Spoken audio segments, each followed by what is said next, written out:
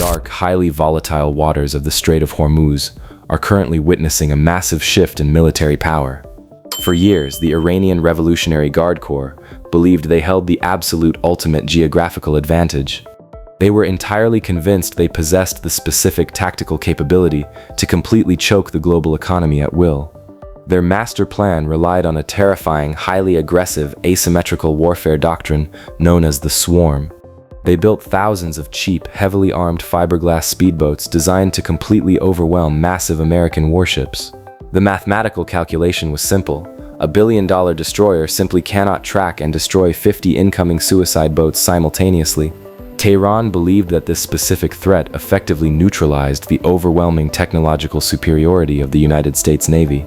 They aggressively broadcasted their ability to lay naval mines and execute lightning-fast ambushes in the narrow channel.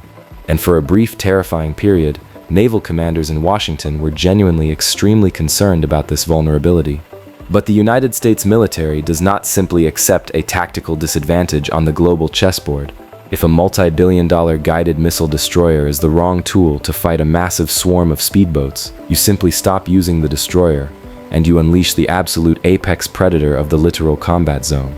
Enter the United States Marine Corps and their highly specialized, absolutely terrifying airborne assassin, the Bell AH-1Z Viper, aggressively referred to by the Marines simply as the Zulu. This is not a traditional Army helicopter awkwardly strapped to the deck of a naval vessel as a temporary fix. The Viper was meticulously engineered from the ground up for one specific, brutally unforgiving environment. It was born to fight, survive, and completely dominate the highly corrosive, incredibly violent conditions of the open ocean. And its sudden, massive deployment to the Middle East has entirely shattered the Iranian blockade strategy. To understand why the Viper is Tehran's absolute worst nightmare, you have to look at its mechanical DNA. Operating a highly complex computerized aircraft over saltwater is an absolute logistical catastrophe for normal helicopters. The salt in the ocean air actively eats through standard aluminum, violently short-circuiting sensitive avionics and destroying jet turbines. But the AH-1Z is completely coated in highly classified, deeply specialized anti-corrosion polymers and sealants. Its massive four-bladed main rotor system is constructed entirely from advanced composite materials that are completely immune to saltwater. It is a flying, heavily armored tank specifically designed to live on the pitching, rolling deck of an amphibious assault ship. When tensions in the Strait of Hormuz reach an absolute critical boiling point, the Marine Expeditionary Units mobilize. Massive ships like the USS Bataan secretly position themselves just over the horizon, entirely out of range of coastal missiles. And the flight decks of these floating fortresses become an incredibly chaotic symphony of controlled, lethal violence. The Vipers do not need massive runways or hours of preparation to launch a devastating counterattack. Their main rotor blades can be completely folded back to save precious space inside the dark belly of the ship. Within minutes of an alarm sounding, the blades are locked, the massive twin turboshaft engines ignite, and the hunt begins. But what makes the Viper so incredibly lethal against the Iranian swarm strategy is its absolute mastery of the dark. The nose of the aircraft houses a multi-million-dollar piece of technology called the Target Sight System, or TSS.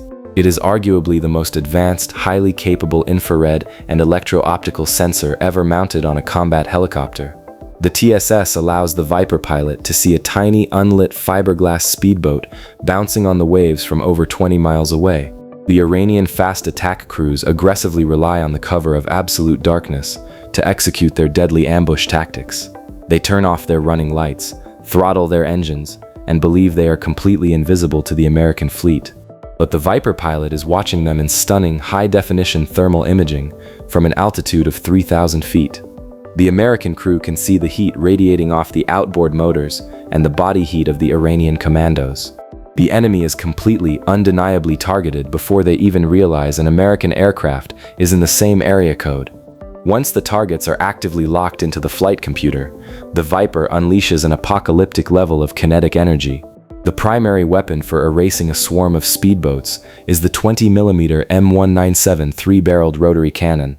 It is mounted directly under the nose of the helicopter and slaved directly to the pilot's helmet display. Wherever the pilot simply turns their head to look, the massive cannon instantly swivels to point at that exact spot.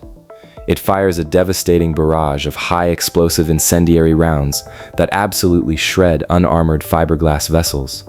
A 2-second burst from this weapon turns a fully loaded suicide boat into a completely unrecognizable cloud of floating debris.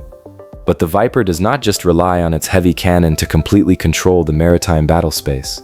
Its massive stub wings can carry up to 16 AGM-114 Hellfire missiles, or the brand new Joint Air-to-Ground missiles. These laser-guided precision weapons can violently obliterate a hardened coastal radar bunker or a massive enemy patrol boat. A single flight of 4 Vipers carries enough guided munitions to completely wipe out an entire Iranian naval battalion. And this is exactly why the Iranian blockade calculation has completely irreversibly collapsed into absolute ruin. You cannot execute a naval swarm attack when the American helicopters can destroy your boats before they even leave the coastline. The Marine Corps essentially places an impenetrable, highly lethal dome of air support over the commercial shipping lanes. But the engineers who built the Viper understood that the Middle Eastern threat was rapidly evolving beyond just boats. The Iranian military has aggressively invested billions of dollars into massive swarms of loitering suicide drones. If a helicopter is busy hunting boats on the surface, it becomes highly vulnerable to a cheap drone striking it from above. To counter this, the AH-1Z Viper possesses a highly unique, deeply terrifying capability that most attack helicopters completely lack. It is fully wired and programmed to carry the AIM-9 Sidewinder air-to-air missile on its specialized wingtip stations. This completely alters the fundamental geometry of the entire aerial battlefield. If the Revolutionary Guard launches a swarm of Shahed drones to attack an American commercial oil tanker, the Viper does not have to blindly run away or desperately try to shoot them down with an unguided cannon. It locks onto the thermal signature of the drones and fires a supersonic, heat-seeking Sidewinder missile right into their flight path.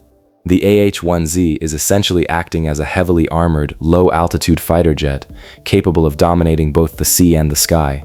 It is a multi-domain assassin that leaves the adversary with absolutely zero safe tactical options.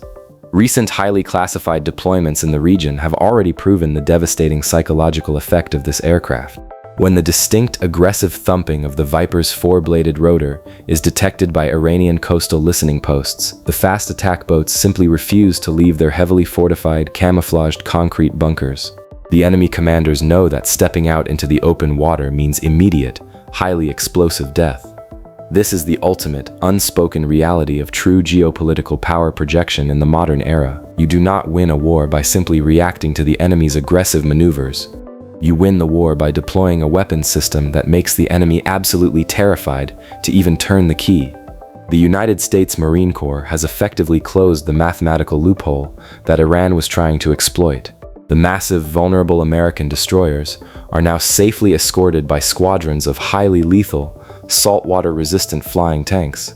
The politicians in Tehran can continue to aggressively broadcast their threats on state-run television networks. They can continually promise to mine the strait and crash the global economy with their asymmetrical naval forces.